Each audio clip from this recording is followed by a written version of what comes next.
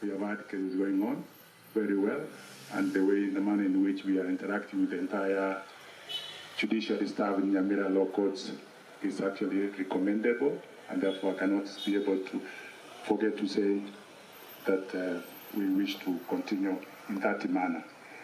The whole essence of our presence here today is actually to have an open day.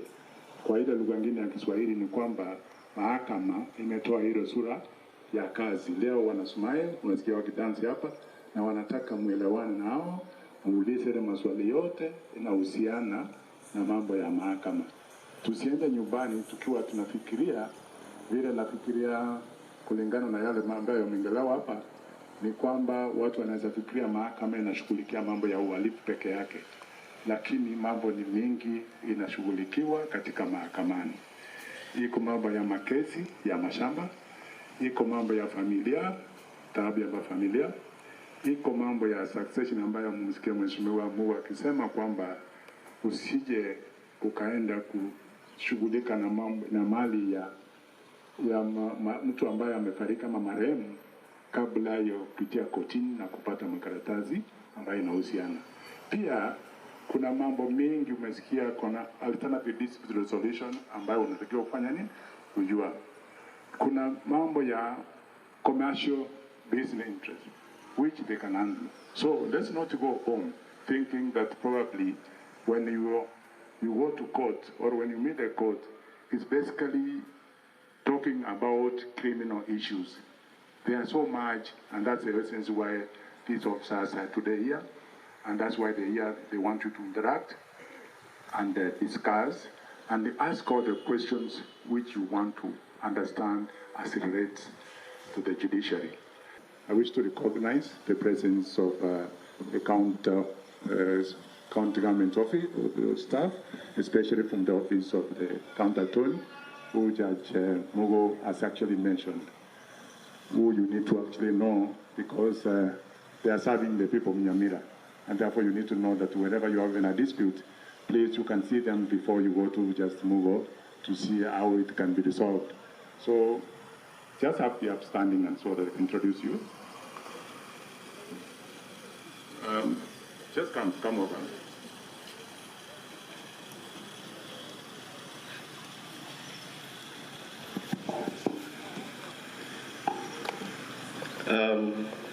Good afternoon.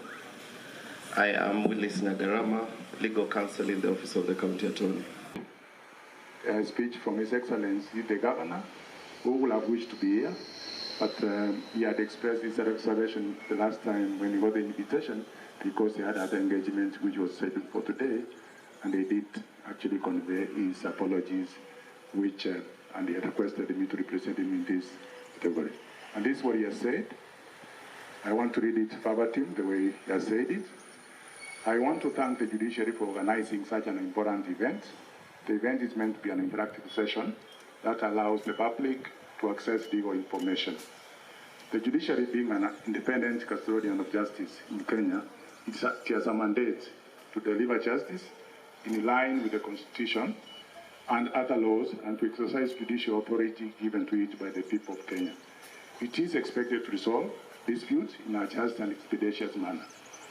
This event gives an opportunity to the members of the public to interact and interrogate the judicial processes. I urge the members of the public to seize this opportunity to ask all the lingering questions as pertains to the judiciary service. It is also an opportunity for the judiciary to enlighten the public about alternative dispute resolution.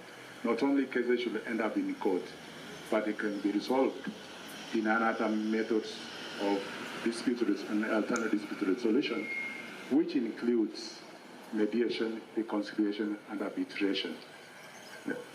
As a county government, we appreciate the invaluable services rendered by our judicial officers in the resolution of disputes. I ask the members of the judiciary to remain steadfast in their mandate of dispensing justice. I do not want to belabor the importance of the judiciary in the well-being of our nation and in the protection of the civil rights and liberties. The judiciary should endeavor to safeguard the Constitution of Kenya, and more particularly, the fruits of devolution.